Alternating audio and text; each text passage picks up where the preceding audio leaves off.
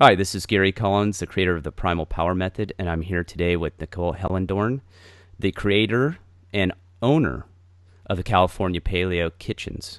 It's not kitchen, it's kitchens, correct? Correct. Thanks, Gary. Hey, I want to make sure.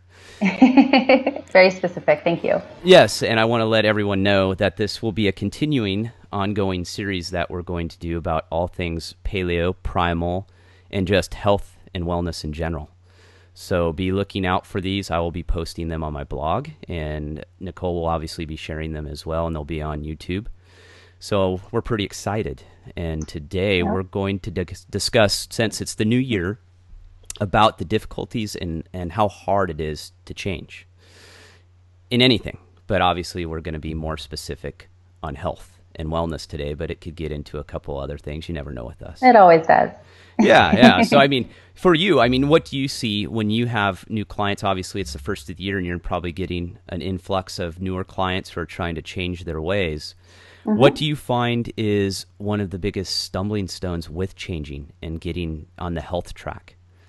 We're just talking about change in general. Obviously, the biggest stumbling block that people put in their own way, it's just fear of the unknown. Because anytime you're making a change, you're delving into brand new territory, and it's a place you've never been, and you don't know what it's going to be like, and it can be scary. Even if it's something relatively minor, we're talking about eliminating grains or eliminating dairy. People are so attached to their daily routines and the things that they like that when you talk about making a change, there's an unknown variable there, and people are not really comfortable with unknown variables. So I feel like it's just a fear of the unknown. Yeah, I agree. And I always tell people, well, anything to do a change, it doesn't matter. The first thing is it's hard. Bottom line. It's going to suck a little. It might suck a little. Yeah, there's going to be some pain involved. If change was pleasant, we would all be changing all the time, Right. And some people do, and that's a different thing. But yeah, that's a topic for a different change is time. growth. I approach it from a change is growth perspective. You're trying to be a better person. If that doesn't make you a little uncomfortable and you're not trying to do something that makes you a little uncomfortable, then we're probably not a good fit as friends or working together, because I like to be around people who challenge themselves. Yeah, and that's a very good point too. Anything that is challenging is not only that, but it is uncomfortable. And it doesn't matter what it is. Not all uncomfortable all the time, but no, in the beginning. I could tell people, like, sure, this can be seamless if you want me to lie to you. Which would be a topic for another time too, of the state of the modern health and wellness kind of industry in general. It's they've got the magic pill, they've got the magic ab machine. Just do this exercise and you'll have ripped abs and look gorgeous and be a model tomorrow. Yeah. And that's exactly what it is. People think that if they can take a shortcut or a magic pill, or there's some sort of, shortcut that's just magical, they'll take that, and people latch onto that because it's the path of least resistance. It's the path of least change, least habit changing. Yeah. And it doesn't force them to really look at themselves and have a good lens of, perspective on self-image. Yeah. And it is. It's fascinating, the human in general. It's just like I give examples too of my dogs. Well, dog now. But that, when I take her on a trip, I go to my mom's every once in a while, and she's got a bunch of dogs, and every time I bring her, it's like this 3 or 4 day kind of adaptation phase of trying to get into her sync.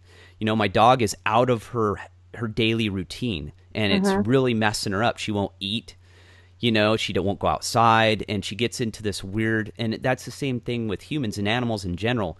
When you pull them out of something that is a routine or comfortable, well, there's this adaptation period that you go through that's a little painful. It doesn't, you can minimize it.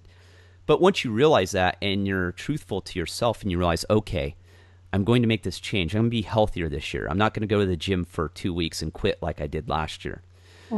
You got to commit and realize, okay, the pain's going to be there. I just need to get through it. Once I'm through it, I'm okay. Yeah. Well, and I think it's kind of understanding the psychological component of, you want to make this change, but you're hardwired to take the easiest route. It's a survivalist thing. Oh, absolutely. Even when for example, if you're learning weightlifting for the first time, and form is so important, you're not going to get the right results unless you're doing the exercises perfectly. Your deadlifts need to be, in your heels and your hamstrings, and it's not the easiest thing for your body to do. Your body is trying to conserve energy keep you alive the longest, the easiest way possible. So it's going to default to whatever muscle movement is easier for it based on your, imbalances or strength level or whatever it is. So physically and, psychologically, we are hardwired to take the path of least resistance. And, it's the fear of the unknown. We want to survive. We want to have this nice, easy path, as easy as possible. And that's just ingrained in us. And I think it takes, again, a really objective look at yourself, what you're trying to accomplish and what the end result could be to really overcome that. And knowing and just being aware of that. Like, yes, I am going to want to take the easiest path. However, that's not what this change is about. Well, and you also have to look into yourself too. It's one of those. Yeah, exactly. You kind of have to do introspective and go, okay, I have to evaluate myself as a person again in order to change something for a positive. To change something to a negative, you really don't. You just take the path of least resistance. Mm-hmm. But to make a positive change, it's that, okay, my social circles, they kind of suck. Everyone around me is overweight, smokes, drinks too much, parties too much. I'm going to have to change that as well. Mm-hmm. And that's the reality too, is realizing that it's not just changing one thing. You're going to have kind of a change of multiple things that have to happen in order for you to get to that next level of the change that you're focusing on. So you're focusing on getting healthier. But with that comes a whole circle of other things you need to change. Is your job toxic? Is your relationship toxic? Are you stressed out all the time? Do you have poor sleep habits? So you sort of have to start changing other things as well. And I think what people do is they look at that and they go, oh, that's just completely overwhelming. Right. And not realizing you don't have to do it all at once. Right. Well, and that's the thing is, like, if I'm working with a client and they're kind of expressing that sentiment to me, it's something where I say, all of those changes sound like a lot. It sounds like too much and that you just can't dive into it. And I get that. But once you make these initial, phases of change and you start seeing the results and you start adjusting how you feel about yourself and your perspective on things, those other changes will kind of have a domino or a halo effect, a ripple effect, and it'll be a little bit easier. You'll start to see, what needs to be changed most immediately, and you'll be able to kind of tackle them in a way that's not so overwhelming. It's not everything all at once, really difficult changes. It's more like, you make the small changes to start. That creates a momentum, just a momentum in you. You'll start to, change the way you see things, recognize other things that need to be changed, and then it just kind of takes off from there. It snowballs. It's not to say that they're all easy peasy after the first. That's not what I'm saying. But there is something to be said for gaining that momentum towards your goals. It makes it easier for you to identify things that need to be changed and have the courage to do it. Yeah, and it is. It's, again, we get back to that instant gratification. We're so used to that, and that's ingrained in us as well as a society today. We're just used to getting what we want right now. Well, because things are faster and faster and faster and faster, right? Technology, everything that we're dealing with in our day-to-day lives, the fact that we're on the phone but also on video right now, that is instant gratification. We have face-to-face contact with none of the hassle of traffic, a car, a plane. Any of that, right? So we're developing into this technologically driven, very fast-paced kind of ADHD society. When things start taking too long, we're out. There's no focus. And I'm sure we've talked about this. I've had to focus a lot of the things I do to make sure I don't outlast someone's attention span. And that's just reality. I tend, and plus it's kind of how I am. I am not to say that I want things quickly, but I want them simply, and I want them put in a correct order so I can understand them without all the BS stuck in the middle. Right. I don't have time for that. And I think if you can do that, it's easier for people, and I'm sure you see it in your clients as well, if you can just pinpoint and kind of hone in on what they need. Right. Well, that's part of what makes a coach, honestly. It's like you have this component to be not just compassionate or sympathetic, but it's empathy. It's being able to kind of see the bigger picture, shield them from the unnecessary stuff at the beginning, and just coach them through the first couple, tidbits of change or however you want to look at it. That's what makes a coach a coach. It's being able to see the bigger picture, kind of address the most immediate things, shield them from the rest, and understand how they're feeling, and kind of really tune into who they are as a person. to guide them along.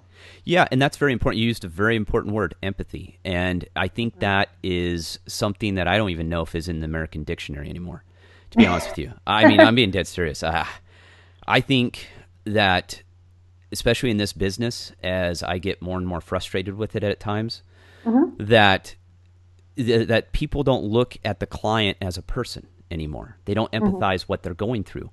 And I think I see that in some of the more recent of the Paleo and Primal movement. It's more of how can I capitalize on this movement, even though I believe in it, and make money, instead of realizing the ultimate goal is to help someone and to empathize. Someone versus many. Exactly. And so it's kind of funny. It's like a double-edged sword, because there's this idea that the wider you cast the net, or your audience or following is, the more people you're reaching. Yes. The more people you're helping. Yeah. And that's great. You are raising awareness. You're definitely making people probably think about things or read about things that they've never in their lives thought about or read before.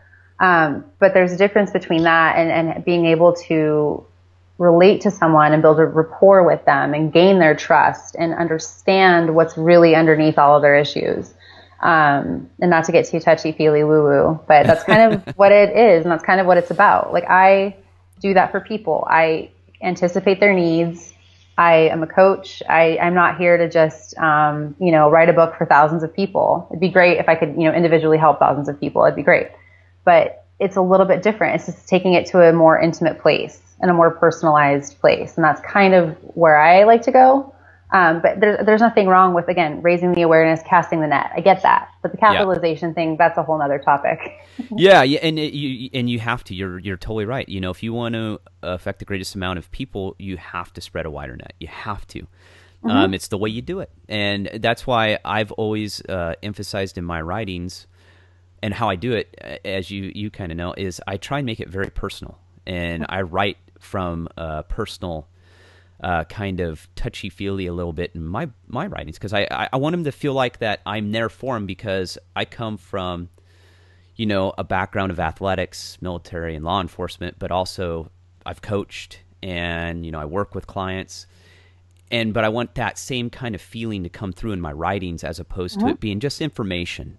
Because the information is great, but if you can't understand it, or it's kind of cold, it makes it harder. So I want them to be able to grab the information. I've had people tell me, actually, they go, who know me, who have read the book, and go, God, Gary, it sounded like you're right in my left ear as I'm reading this thing. And I went, good. That's what I want. And I think that's what me and you really appreciate in what we're trying to do. We want it to be personal, no matter what it is, whether it's a book, whether it's an ebook, hard book, a video, anything we're doing. We want it to be personal, and the one-on-one, it's a talent. I think it is a talent that you have to have in order to be able to work with clients. I don't think that you can just get a certification or decide that you're going to go into the health and fitness business because you want to help people. That's great. But you better realize you have to be able to communicate with people as well. Yep. So it's a little bit, it takes a little bit of everything. And I know we got off a little bit on the change, but it's how, from our end, we actually can cause change, and what the skill level is to get facilitate change. Exactly, to get to that point. And far as the new year, because it's a different set of clients. I'm sure so you get a different kind of client from the beginning of the year as you will from say April, May, after the New Year's resolutions have gone. Have you noticed that? Have you seen a different type of client in January as new? Yes and no, but there seems to be a seasonality to it. It's the people who want to get in shape, after New Year's, with their resolutions, and then when it's April, it's the women wanting to look hot in a bikini. It's true. Yeah, it's very true. Or it's like, I've got this vacation or a wedding. Brides are very much focused on wanting to be their very best selves on the day that they, make the lifelong commitment to their partners. And that's beautiful. I think that that's great. So there's not too much change for me. There's also like the uber achiever, super focused, who will contact me in September or late August, and they go, the holidays are coming and I need to have this locked down before that. So they're the planner ahead, the plan aheaders. I see those as well. But in general, it's a kind of a little sprinkling of all of those things throughout the year. And it's just different iterations of similar things. Yeah. Oh, yeah. Yeah. And that's probably what, as far as change, when people come to you and I've had them come to me in like November, Hmm. like right before Thanksgiving and go, hey, the same thing. The holidays are coming. I don't want to give in. And how do you deal with it? And I'm all, oh boy. I'm like, Or I can't control my food. Like I'm going yeah. to a dinner and it's my in-laws, or it's, and I don't want to come across as unappreciative or rude or pushy, and what do I do and how do I control that type thing? And it's a big challenge. And I actually Yeah. tell them, and it's a horrible business model to do that I do this. But I tell them, if you're trying to make this change during the holidays, you're actually doing a disservice to yourself because you're actually making it far more challenging than it needs to be. If you don't have the self-control, I'm not going to be able to teach it to you during the holidays, and especially right before them. The Hmm. temptations are going to be there. You're going to fall off the wagon. I'm more of, let me give you the guidelines and let's talk about it, and I'll give you some tips to kind of help you get through this next month or two. Even though I Hmm. think Christmas doesn't it start in like September now? I don't even know. Yeah, I don't know. Nothing. I don't keep. I have a birthday in October, so I don't look at holiday anything until after my birthday. Yeah, but most people now, it starts early. The parties start Yeah. early. I consider Halloween is where it Yep. really starts, where the bad diet kicks in, is Halloween. You start eating your kids' candy, and Yep. and you start get. And so I tell them, I mean, even though I'm not trying to blow them off, but I'm like, I'd rather get you at a point where you don't have all these bad influences bombarding you at one time, because it Right. makes my job that much harder, and then you're going to get discouraged and you're going to get upset. So let's just work on some tips. Let's work Yeah. on that first and just get you through the holidays, and then if we can get you to the first of the year, then we can really start. It's kind of a different philosophy, but if I know that they're pretty mentally strong and that they're just trying to fine tune, I'll take them on. I'm Hmm. talking about the person who basically has no idea and they're Yeah. starting from scratch. I do not want Well, to take them on during the holidays. yeah. Well, actually, I think it's kind of interesting because as you were just describing your approach to that, I differ a bit. I actually think I like to look at it and point out that's society's effect. Those are society's expectations for you in a social environment. Yeah. Those are social constructs. First of all, let me just put the disclaimer out there. I'm a huge holiday person. I love Christmas. I love Thanksgiving. I love Halloween.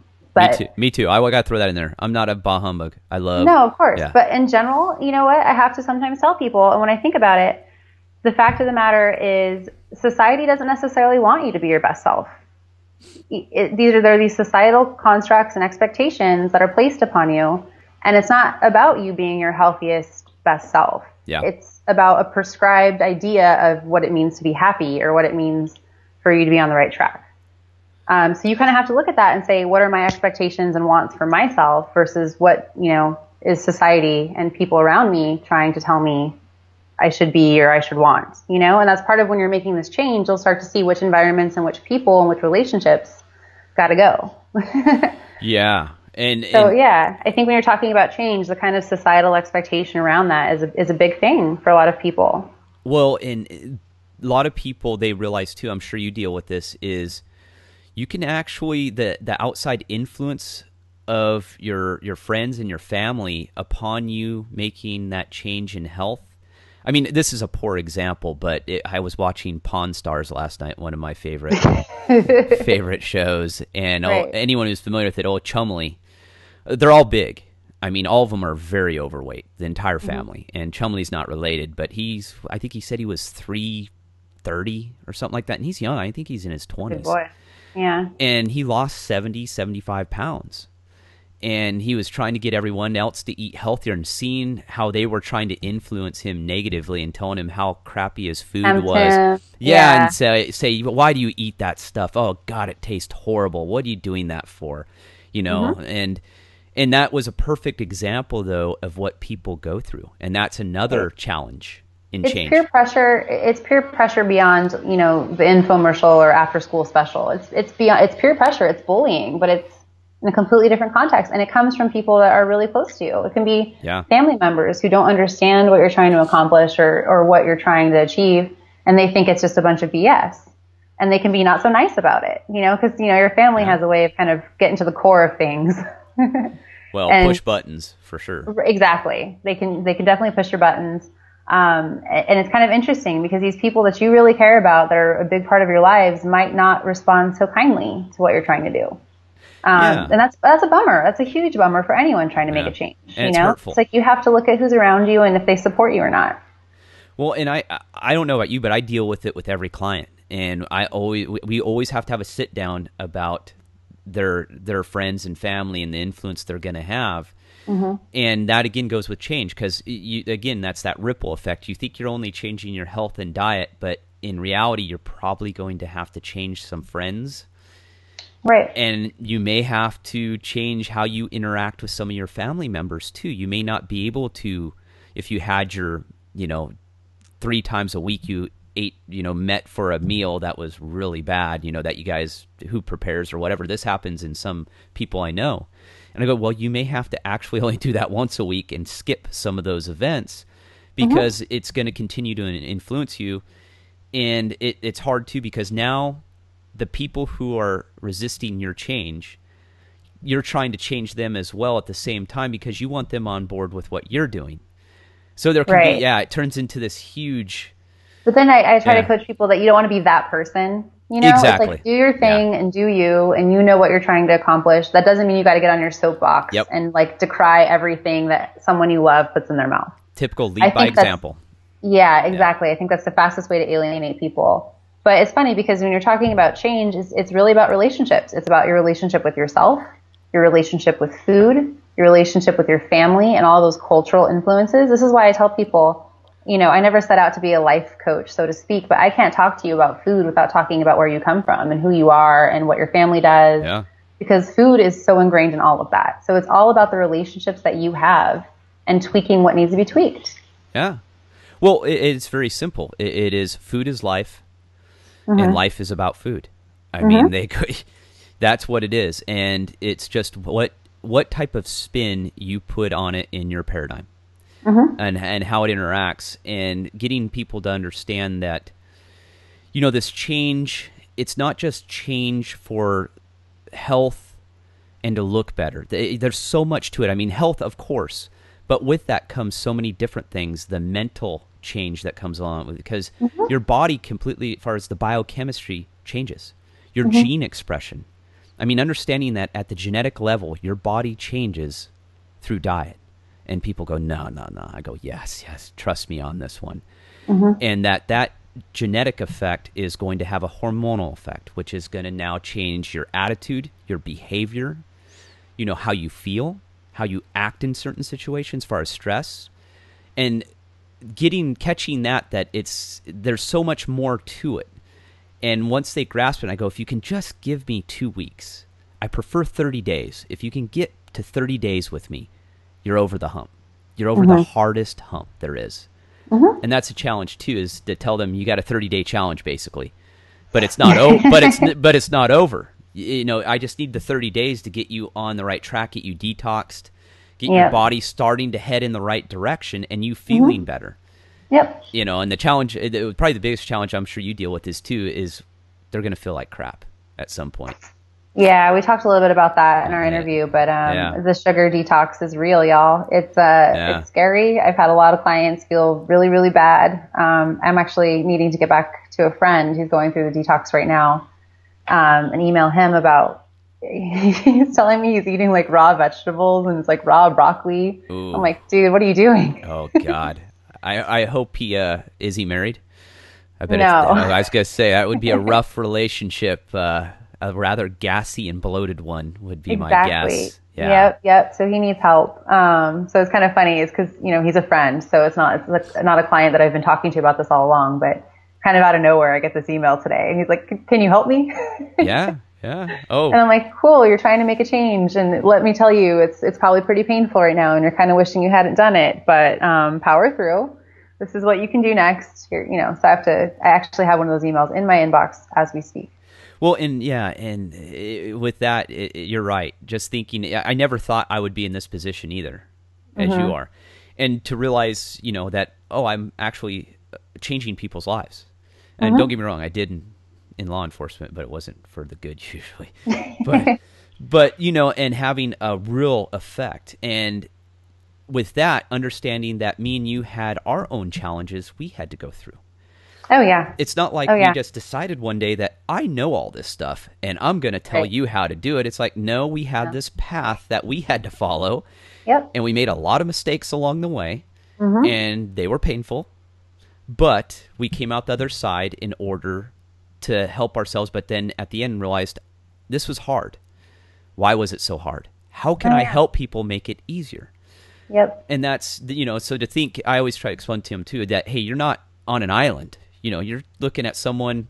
Yeah, I'm a little different. I'm sure you are a little bit as well. I was never truly really overweight.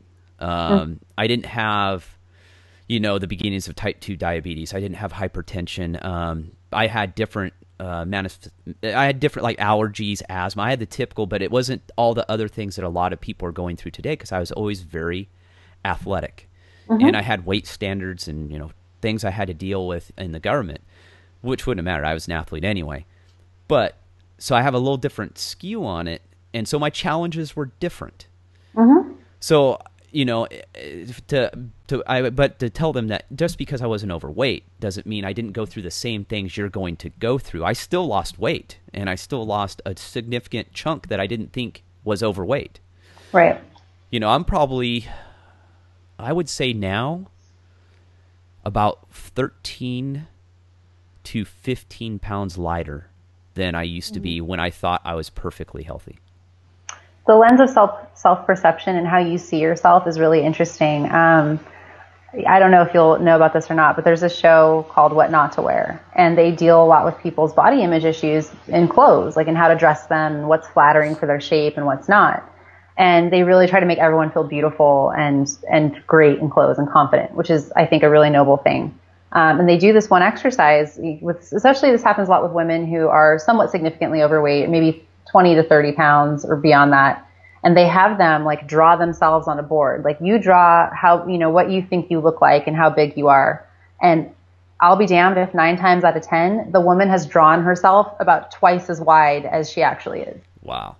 And it's the same thing if you've ever had a client or someone who puts on a shirt that they haven't worn in a year and it doesn't fit them at all. It's huge. And they remember a time back when they wore it and thought it was great and that they looked fine and didn't realize that they were in an unhealthy situation.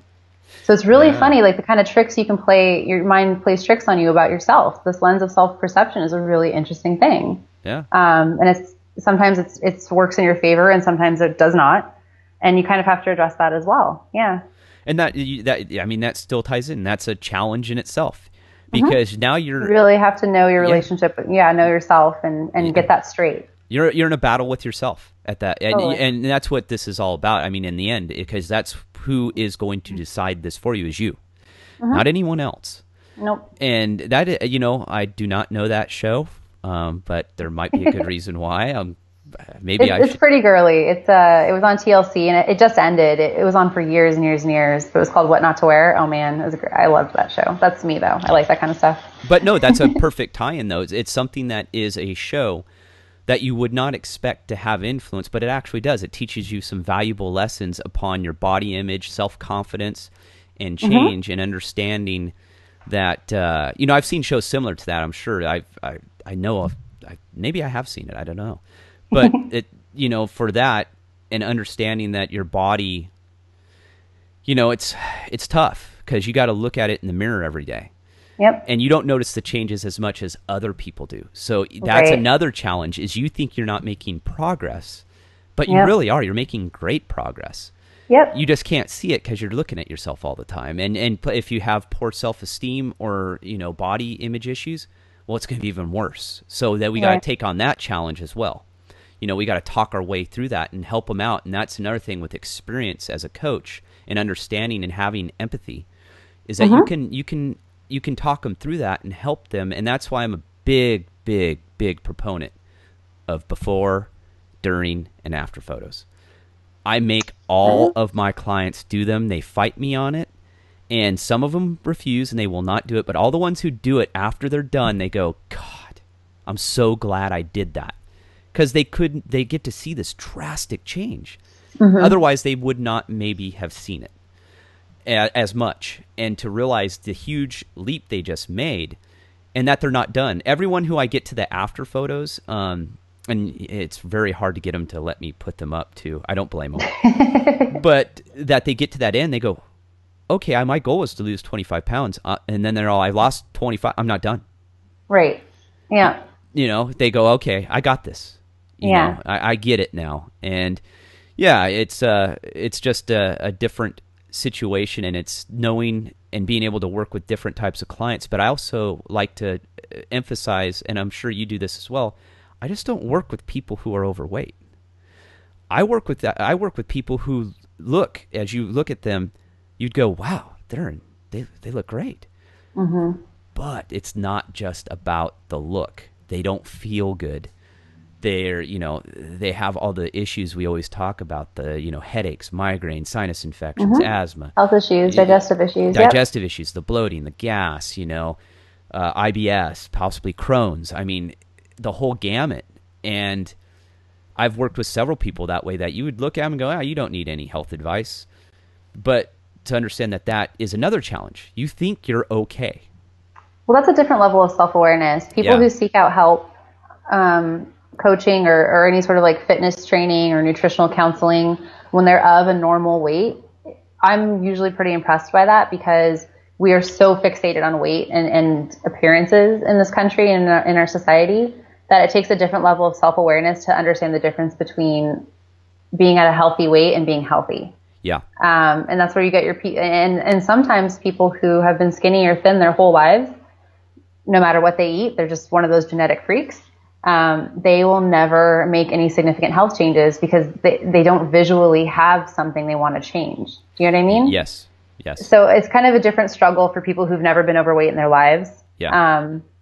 It takes a different level of self-awareness to really look inside and ask if you feel healthy, if you feel energized, and if you're thriving versus just kind of hanging out. Yep. And I talk a lot about the difference between existing and thriving with clients, and how we're trying to get you more to that thriving place. Yeah. And not just you look okay and you look fine and you don't have any major health problems. It's like, let's look at the whole picture and let's get you more towards that thriving place. And it's kind of funny because I did have a lot of years where I was overweight, and it's just something I'll just be like, thin people, you don't understand. It's a different struggle. I'm not saying your struggle is any less, but y'all don't get it. It's different. It is different. No, and that's what I don't know if I did it very well, but that was the point I was trying to make, is that everyone is a little different. The challenges are different. Mm-hmm. And at the point, like for me, I thought I was in good shape, and I just couldn't figure out why I could never get the total 6-pack to show. It was like a 3 or 4-pack at best, right. But that was not realizing that the challenge ahead of me was health. And that's what actually made me change, is I said, I just don't feel good. This whatever I'm doing, it's not working, and there's no reason why I should feel this way. Right. And that's the challenge too, of it's one that most people, I don't think they would see, but that challenge of understanding that you don't have to feel that way. Because a lot of people just think feeling that way is normal. Well, it's not because they're consciously thinking of it. It's just that's their reality, and so they just kind of don't even think about it on a day-to-day basis. Like, that's just how they think they're supposed to feel when they wake up. And I do something similar to what you do. I don't insist on photos, like before and after photos. What I really like to do, and this goes back to like the lens of self-perception I was talking about earlier with clothes and appearance and how you view yourself, is I have people put on an outfit that's like a normal, like they wear it pretty often. It's one of their go-to outfits because we all have about 5. Put it on. I'm a guy. I only have 1. Okay, 2, whatever. And your 3 pairs of shoes. But to put on that outfit and check yourself out in the mirror. And then you don't have to take a photo if you don't want to. It's not everyone's cup of tea, and I get that. I agree. But just make a note of how you're feeling in it, how it fits you. And then make a note about where you're at in your life, what you're happy about, what you're not. And maybe just write those things down. Not even in a journaling entry. Just jot those few bullet points down. And then I have them go back to that and put the same outfit on, the same outfit. Nice. And then notice the difference in the fit, how you stand in it, how your posture is, and your expression, all of that. And then make a note of any other changes that you've made. And do you still feel the same way about those other areas of your life that you did 30, 60, 90 days ago? I like that. So it's kind of, it's similar, but it's a little bit different. And I don't make them do a photo, but I'm like, put the same outfit on. put that outfit on in a month, and you tell me if you feel better or worse in it. Again, then that's just two different philosophies, but we're going after The same thing. the same Yeah. result, and, Yeah. and that's the thing. It's anyone trying to get into this business. First of all, it's very difficult. I just warn people because I get hit up every day of how did I do this, and where do I start? And the first thing I tell them is you got to love it, and if you don't love it and you don't want to change people's lives, then this is not for you. Yeah. No. Yeah, it's interesting. That's been a current and undercurrent for me in my personality and in my career. I mean, gosh, when I first got out of college, and I was working as like an executive assistant at a finance firm, it's essentially running the lives of the directors, and it's their personal lives and their professional lives because everyone's working so much that they are just totally intertwined. And you have to have that empathy and that compassion. And I realized later that if you've ever taken the Myers-Briggs or know someone who has, it's the, I think it's the ISFJ personality type. And they're known as the caretaker. Yep. Yeah, and it's that same kind of mindset where they're really good in being attuned to others and getting them where they need to go, basically. Yeah, and that, I mean, even though that was a little maybe a tangent, but that was even talking about the challenges we face. That we have to deal with, because it's not a one-way street. There's going to be challenges by the client and by the coach. Yep. And they're different every single time. Yep. And that's what makes it exciting. It's not the same every time. Yeah, you don't want to be a cookie cutter. It's not it's not the 24-hour fitness show up and go through the same training session that the 65-year-old lady goes through and the 17-year-old goes through. Do you know how much I hate 24-hour fitness than all major gyms? I actually, I'm not a gym person. I hate the gym. I'm an in-betweener. I use the gym as a getaway. And I grew up basically in gyms through athletics, and it's kind of, I use it as my solitude. I don't go there to socialize like some people do, but I do recommend that for some people. I say, hey, it is a place to socialize. If you like that, at least it gets you to the gym. But yeah, I'm with you on that. That's actually a good topic for another time. We can talk about the modern gym industry and how it really actually sabotages your health instead of actually helps it in many ways. But yeah, I know you have a lot of things going on right now, and what would you like to announce some of the new things that you're doing? Yeah, absolutely. So as most of you may or may not know, I live in Laguna Beach, which is in Orange County, nestled small little beach town full of artists. It's a really creative space. And I have teamed up with the ladies at Sourced, which is a creative collective. It's this adorable cottage that's got, tons of vintage furniture. It's a great venue space, and they've got some great vendors there. And I'm going to be working with them on some workshops coming up. So the first of which, that's actually on the calendar and officially slated, it's an event called Craft Culture. And this is an event being put on by a lady named Leanne Carnes. And she is all about essentially making entrepreneurship for creative types happen. It's, how do you develop your biz plan? How do you take your passion project and turn it into a business? So we'll be doing a workshop there on Sunday, February 9th. And I'll be there, and I'll be doing all the food for the event. So I'm really excited to not only participate in this kind of entrepreneurial-based community and meet some of these creative types, but to be doing the food for the event as well. And then we have some other workshops in the works, but no official dates yet. So I'll hold off on commenting on the rest. But we've got that going on. And then I've got some new content coming up on the blog, as always, and just trying to constantly give you guys new things to read. There'll be a few new posts in the coming weeks that are common paleo topics that we all deal with. It's, what are the paleo cheap eats and what are the no-cook meals? We'll be talking about that. And I'm also trying to make my website a little bit user-friendly for you guys. So there should be some visual changes coming to the website in the next couple of weeks as well. Excellent. Yeah, I think we're going through some phases too, similar. I've just redone my website. Got the new shopping cart up. The face of it had been up, but now we got all the nuts and bolts behind it working, and those challenges. Is it primalpowermethod.com? It is. And give your website for everyone as well. CaliforniaPaleoKitchens.com, all one word. Yeah, and it's a challenge, but I'm the same as you. I'm trying to make it easier for everyone. So I always tell people, go to my website and don't be shy. If you don't like something, tell me and let me know, and that's how I change. The website's not for me, guys. It's for you. I try and make it as what I think you would want from the feedback I get.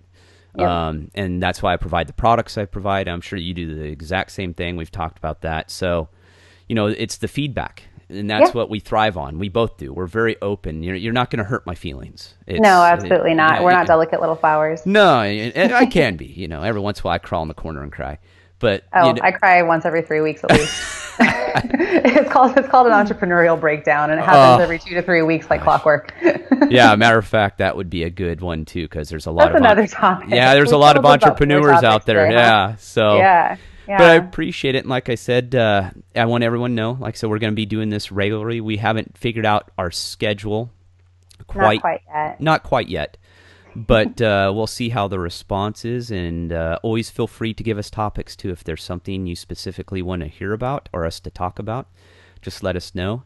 And Nicole, I'm sure you get good feedback, too. So just if anyone comes up with something that they want to hear about, we can just rattle it off. Absolutely. I'd love it. You can contact me through my website or directly via email at californiapaleokitchens@gmail.com. Excellent. And I'll make sure on the YouTube post that I'll have your information on it as well. So because you're a rock star. Yeah, that's kind of how I roll. I'll throw no, your you're stuff the Paleo Ted Nugent. I already told you. You're not getting out of that nickname. I'm not getting out of the Paleo Ted Nugent. No, I think that's you. I like it. It's probably gonna stick. I do tend to piss people off from time to time here and there, so I can take it though. That's why. All right. That's why I do what I do. But it's great talking with you today, and I look forward to our next chat. Yep. See you next time. Alrighty. See ya. All right, bye. Bye.